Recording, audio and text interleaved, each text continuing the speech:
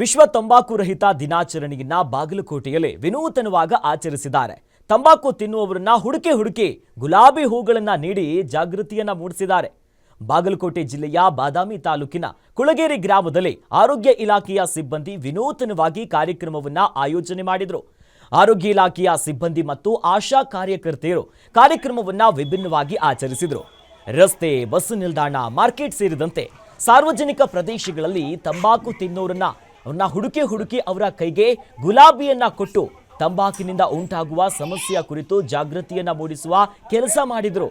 ಇವುಗಳ ಮಧ್ಯೆ ಪೊಲೀಸ್ ಠಾಣಾ ಆವರಣದಲ್ಲಿ ಸಾರ್ವಜನಿಕ ಸಭೆಯನ್ನು ನಡೆಸಿ ಜಾಗೃತಿಯನ್ನ ಮೂಡಿಸಿದರು.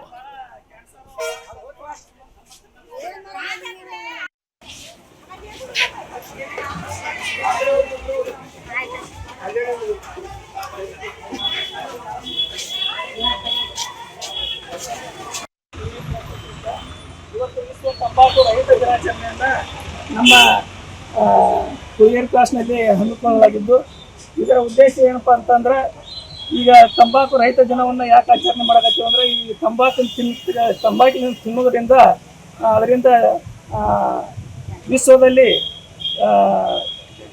ಒಂದು ವರ್ಷಕ್ಕೆ ಆಗಿಲ್ಲಂದು ಒಂದು 50 ಲಕ್ಷ ಜನ ಸಾವನ್ನಪ್ಪಕತ್ತಾರ. ಅದ್ರ ಸಂಬಂಧ ಈ ತಂಬಾಕು ಉತ್ಪನ್ನಗಳಾದಂಥ ಈಗ ಮಾವ ಇರ್ಬೋದು, ಗುಟ್ಕಾ ಇರ್ಬೋದು, ಸಿಗರೇಟ್ ಇರ್ಬೋದು, ಮತ್ತು ನಾನಾ ಥರ ಇವು ತಂಬಾಕಿನಿಂದ ಆಗುವಂಥ ಉತ್ಪನ್ನಗಳಲ್ಲ, ಅದರಲ್ಲಿಯೇ ವಿಷಕಾರಿ ಪದಾರ್ಥಗಳಿಂದ ಮನುಷ್ಯನಿಗೆ ಅದನ್ನು ತಿನ್ನುವುದರಿಂದ ಕ್ಯಾನ್ಸರ್ ಭಾಳ ಕಾಣಿಸ್ಕೊಳಕತ್ತೈತಿ. ಅದಕ್ಕೆ ನಾವು ಸಾರ್ವಜನಿಕರಲ್ಲಿ ವಿನಂತಿ ಮಾಡ್ಕೊತೀವಿ. ಯಾಕಪ್ಪ ಅಂತಂದ್ರೆ, ತಂಬಾಕು ತಿನ್ನುವುದರಿಂದ ಈಗ ಸರ್ಕಾರ ಕ್ಯಾನ್ಸರ್ ಆತಂತಂದ್ರೆ ಅದಕ್ಕೆ ಸರ್ಕಾರನ ಖರ್ಚು ಮಾಡೋದಾಗುತ್ತೆ.